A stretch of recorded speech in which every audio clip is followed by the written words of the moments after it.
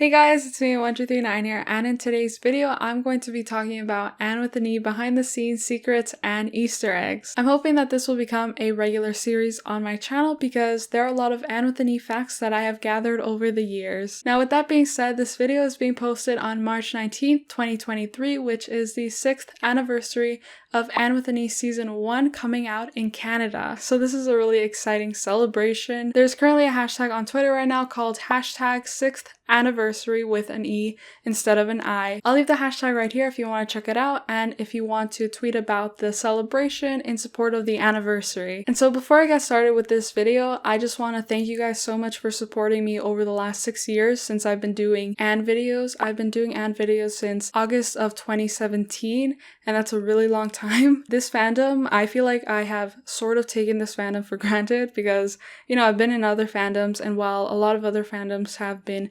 amazing, but this fandom is truly like probably the best fandom I've ever been in. You guys are the reason why I continue to make Anne videos. Like, that is 100% honesty. And this is actually my first Anne video of this year. I continue to do what I do with Anne videos because you guys continue to watch them. I love making Anne videos because of you guys, because I don't think I would be still doing this if you guys didn't like them, you know, like, even though I probably would, but I don't think it would be the same without your guys' support. So I really thank you guys so much for sticking by me and for sticking by my channel because it really means a lot to me. Okay, now without further ado, let's get into the BTS secrets and Easter eggs. Be sure to give this video a thumbs up if you want a part 2, by the way. Please do it. Okay, let's get started now. Moira Rawley-Beckett, aka Anne with an E showrunner, appeared as an extra in Season 1, Episode 7, which was the final episode of Season 1. On Instagram, she explained why she made this appearance. Answer: because a BG, meaning background, lady didn't show up for work, so I stepped in last minute. A surprise for us all. I sure got schooled about corset discomfort. They're ridiculous. Big empathy for all my actresses now. And so you can find her in the scene where Rachel and the women of the town are reuniting in the schoolhouse, and Moira's like in the background, and I'm pretty sure she interacts with Rachel in that scene. And yeah, so I thought that that was a really cool fact, and I do remember when she posted about this thinking it was so cool that she actually got to appear in the show, even though it was purely because they needed to fill in the extra role for that scene. Yeah, I mean, who wouldn't want to be an extra in the show? So, but I also think that's a really fun little Easter egg that we have now in the show. Leah Papa Kemps actually auditioned for the role of Anne Shirley, which is something that I don't think has really been talked about, but there is actually evidence of this being the case, and it is the fact that in Moira's search for Anne, she created an Instagram and Twitter page so that she could announce to basically the world that she was looking for someone to play Anne Shirley in Anne with an E. And one of the pictures that she posted of some of the girls that auditioned for Anne in the audition room includes Leah, which is so interesting that she was actually auditioning for Anne before she got the role of Jane. And I feel like the Anne search campaign can be a whole video in and of itself, so let me know in the comments below if you would like to see me make that video. Actually, another actress who auditioned for Anne was Delilah Bella, who played Diana Barry in the show, Anne's best friend. This was recently announced by Delilah herself in an interview that she did with Kino Makes Movies. I actually auditioned for Anne initially. Mm. Yeah, it was pretty funny. I did 3 auditions for Anne, 1 for Josie Pye, and then 1 for Diana before I went into the chemistry test. No way! Yeah, it was pretty. I didn't know that. Yeah, it was pretty wild. It was really cool though. I appreciated it because it gave me like a very great understanding of what they were looking for in terms of the types of performance and the types of stories they were looking to tell. Did some research on it to get like the general idea of like what Anne of Green Gables is about, who Anne is as a character, took the description, read the sides and whatnot. I'll leave a full link to the interview in the description box below of this video. And just like with Leah, I find it interesting that 2 of the girls from Anne actually auditioned for the titular character role. I don't think I said that right, okay? I feel like Amybeth definitely was the correct Anne. Like, I feel like she embodies Anne so well, but I feel like it also would have been interesting to have seen Leah and Delilah play the character, because I feel like they would have had different interpretations of the characters, but I also feel like the roles that they did get suit them very, very well.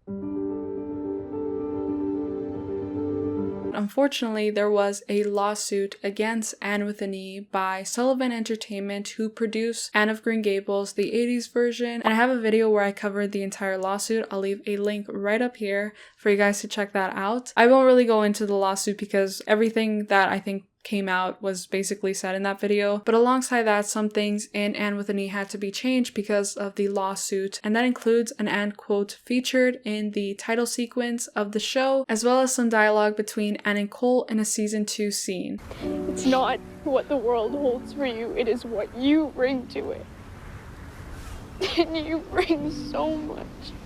It is not what we get out of life, but what we put into it. And you bring so much. The blue dress that Anne wears in the season 3 finale, which is the finale of the show, was actually leaked when they were filming that episode and those scenes, because people found out where they were going to be filming the scenes, and some fans went to the place and they took a picture of Amybeth while she was greeting some fans. And I do remember someone who worked for the show was trying to take down the photo as soon as possible because the dress essentially spoiled, you know, the look that Anne has while she goes to Queen's Academy. And so yeah, that was leaked by someone who had went to see them film the scene. And I don't know if they actually got to see them film the scene. I don't think that they would have been allowed to see them film the scene, but I do also know that there have been other scenes that have been somewhat spoiled because fans have gone and actually watch them film the scene. I think that was pretty interesting just because we kind of already got spoiled of the blue dress, but we didn't actually know the cultural impact that the dress would have on us as Anne fans. And while I did know at the time that the photo had been leaked, I decided not to make a video at the time discussing the photo leak and the dress out of respect to the show, of course. So I feel like it's okay to talk about the leaked photo now as opposed to when the episode and the finale hadn't even come out yet. There are 2 slate scenes, technically. So the first slate scene is obviously the iconic moment shot that we got in the episode. I'm not talking to you! And if you want to check out my video of where I talked about how Amybeth revealed that she had liked Lucas up until the point where they filmed the slate scene, I'll leave a video link right here. But in that video, I didn't talk about how they didn't use another shot in the slate scene, which includes a close-up shot of Gilbert's face while Anne is hitting him. I'm not talking to you! I personally prefer the wider shot that they use as opposed to the close-up shot, because I feel like having that close-up shot wouldn't have given us the full impact and picture of Anne hitting Gilbert in the face with the slate. So yeah, let me know in the comments below what slate scene shot you prefer. Do you prefer the close-up shot or do you prefer the wider shot of the slate scene? This is kind of funny to me, and this kind of goes with the leaked photo blue dress situation, except for in this case, this leaked photo was accidental. So what happened basically, and I remember this pretty well, when they were filming Anne with an E season 2, Amybeth had changed her profile picture to a picture of her on set of Anne. Unbeknownst to her, she was completely unaware of this and she had done this accidentally. She had changed her profile picture and it was a picture of herself, but as you can probably tell by looking at the photo, right behind her there was a view of the crew setting up the boat scene of the season. And that was a very big deal for us at the time because there was this huge debate of whether or not the boat scene was going to be included in season 2. And if you guys haven't read the book, the boat scene includes Gilbert in it. It's supposed to include Gilbert in it, but unfortunately it doesn't happen in the show. They do the Lily Maid portion of the boat scene, but they don't have Gilbert save Anne from almost drowning. But I remember it was kind of a big moment that she had spoiled that. I mean, it wasn't a big deal obviously to us, but I can also understand how it kind of would be a big deal because the production of the show wouldn't have wanted anything to get leaked out from anyone, even though it was accidental. But hopefully it didn't like cause any problems or anything like that. Anyway, I thought that was kind of funny that that happened.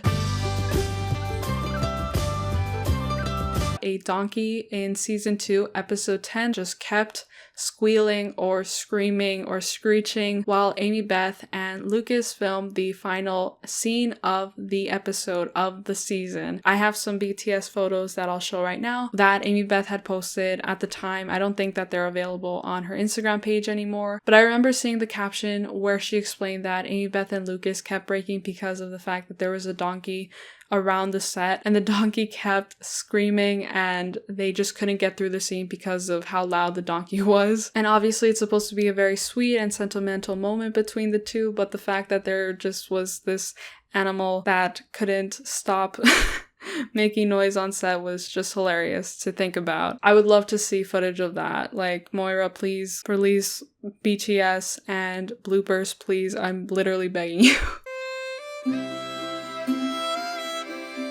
The character of Rachel Lynn actually got casted twice, which is, you know, kind of crazy. It's actually not very uncommon that that happens, of course. I don't think the story has really been talked about, but basically I went to an event where Miranda de Pentier, I hope I say her name right because I feel like I never do. It was Miranda and Corinne who played Rachel in the show. They had a panel where they talked about their experience working on Anne. This was between season 2 and season 3. They were in the midst of writing for season 3. And so at the time, I remember that I went to the panel and Miranda talked about how they had originally casted another actress to play the role of Rachel in the show. We had cast another actress to play Rachel Lynn. Well, that's public, but it's true. And I have to be careful about this. So someone else was cast. They started shooting with us, and we shot for a day with another actor. And it was quite apparent early on to me that day, as we were watching it live happening in the moment, that we had miscast. And by the way, this is a fantastic actor who I would work with again. It just was not the right fit for the role. And there was a number of qualities we really needed in Rachel Lynn because she had to be the humor and the contrast and a totally different energy because so much of the show, at least in the beginning, is quite serious. Anne's serious, she's dealing with serious issues. Merla's harsh and tough. Matthew's reserved. And so we needed that place to breathe. And if that part is also serious, then we thought, I'm young, we're going to be killed. No one's going to watch this show. We need to have that levity. It was really one of the hardest things I've ever done because, of course, you imagine the expense, the time. You get Netflix and CBC to sign off on these actors. You've hired someone for the entire season already. So it really was a big hit to us, but it felt like it needed to happen. All of a sudden, we were looking for an actor, and we were scrambling because we had to change the entire schedule. We were shooting our pilot. We shot 28 days, which was very luxurious, but we were sort of 10 days into it, so I think we had about a week to find someone. And the blessings of the gods were that theater, we wanted to go to Sean Stratford to look at actresses, but they were all working because at the time we were shooting, it was the early fall, they were all busy. Suddenly, when we went back, there were a number of these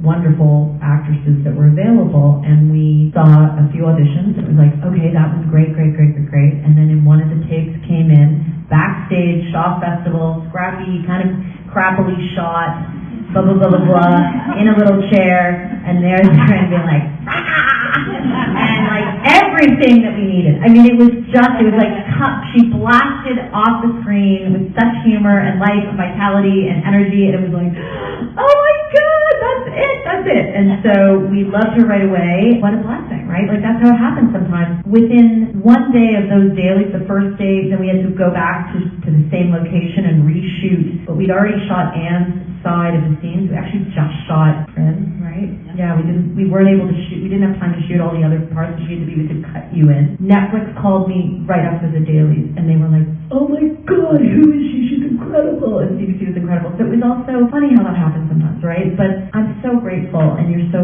fantastic in the show, and you bring such life, and it's amazing. I find this story kind of wild because I really don't see anyone else playing Rachel better than Corinne did. She was phenomenal. She is one of my favorite characters in the show, and I had the pleasure of telling her that. She was so lovely to meet. Yeah, I just don't think that there could be anyone else that could play Rachel better than Corinne. She was just so lively and bubbly. She just had this like flair that I feel like other adaptations of Anne haven't really captured. Like I feel like when I've watched other adaptations of Anne, Rachel's character just doesn't seem as fun to love, and I feel like I don't understand her as well as I do with Anne with an E's Rachel. Like she just doesn't seem as likable is what I'm trying to get at. But Corinne makes her likable, and she also makes her human, which I find so lovely that she was able to embody the character so well.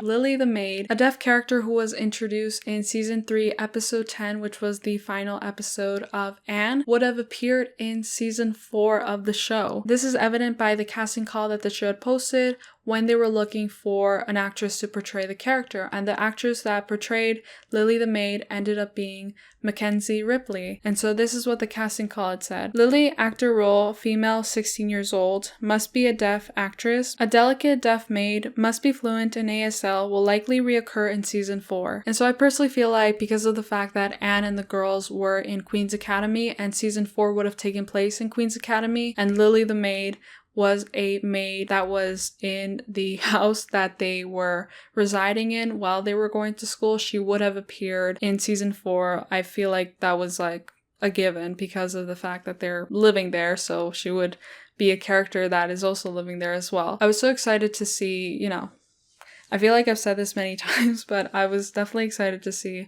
all the new characters and all the old characters appear in the 4th season, and unfortunately that didn't happen. And, you know, I'm still hopeful that one day it will come out and we'll get some sort of reunion, hopefully. Yeah, apart from that, I hope you guys really enjoyed this video. I can make probably multiple parts to this series. I feel like I'm confident enough to make 4 parts to this series, but I can always research more facts for you guys, and you guys can tell me some facts in the comments section if you want to be generous. Once again, happy 6th anniversary. I feel like, I don't know, I kind of feel like I grew up with this show in a way. Like this show came to me when I was 18 and I'm almost 25 at this point. I feel like I've gone through the show, like I've grown up with the show through like my adult life, and I'm almost in my mid-20s. I'm gonna die, but it's kind of hard to process that fact. But anyway, I feel like the show continues to be special to all of us, and for me it's personally because of the community that we have formed from the show. I just hope that you guys are doing well. Thank you guys so much for sticking by me. Like I said at the beginning of this video, thank you so much. It really means a lot to me. And I really hope to make more Anne videos like this very soon. Like this video if you enjoyed it, subscribe to my channel if you guys want. You can follow me on Twitter and Instagram, and you can support me on Patreon, channel memberships, and my Etsy shop. Thank you so much to Raster, I'm Danny Fanta, and Gaston Santien for becoming channel members. And thank you so much to Natalia Perez for becoming a patron. It really means a lot to me. Once again, thank you guys so much for watching, and I'll see you guys next time. Bye guys. Mwah.